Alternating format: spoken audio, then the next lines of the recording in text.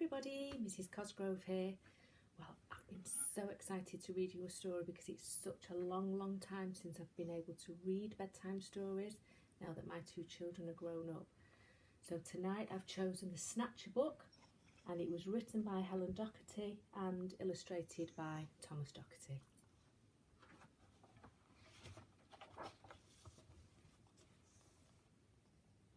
One dark night in Burrow Down, a rabbit called Eliza Brown found a book and snuggled down when a Snatchabook flew into town.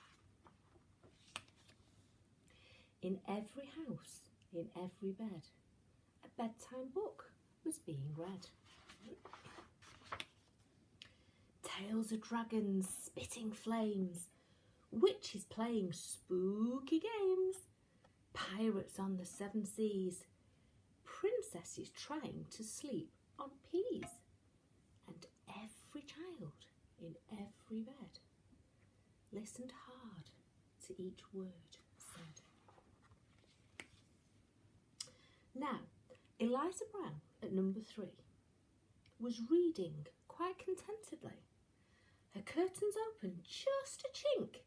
She barely had a chance to blink. Her storybook just disappeared. Eliza found that very weird. The little owls on Mummy's lap were quite surprised to hear a tap against their bedroom window pane. Tap, tap. They heard it once again. Before they'd even looked around, the book was gone, without a sound. The wind blew wild across the sky. The smallest squirrel heard a cry. "What's that?" she whispered to Dad.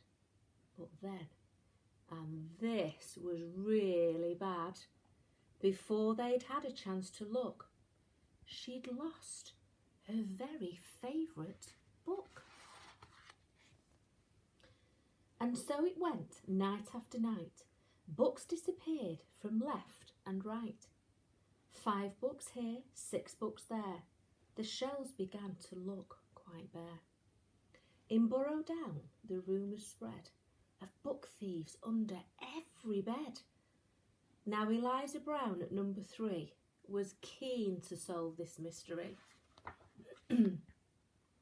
She planned one night to lie in wait and use a pile of books as bait. Long hours passed without a peep. She'd nearly fallen fast asleep, when suddenly Eliza heard a flap of wings. A bat? A bird? Eliza saw a shadow loom, enormous, right across her room. What kind of monster could it be? Eliza thought, "You don't scare me." And yet her heart was beating fast. She was going to have to face the thief at last. She threw the window open wide and shouted to the thing outside, "Stop stealing all our books right now. Just give them back. I don't care how."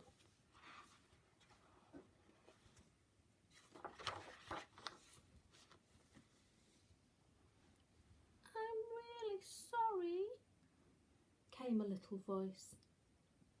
"I really am. I had no choice." Eliza looked down in surprise. She couldn't quite believe her eyes. "So who are you? And what's your name?" The creature hung its head in shame. He mumbled with a mournful look, "I'm just a little Snatchabook." Eliza nodded solemnly. She sat the creature on her knee. "You can't just come and help yourself to every book on every shelf." A tear rolled from the creature's eye, and softly he began to cry. "I know it's wrong, but can't you see? I've got no one to read to me."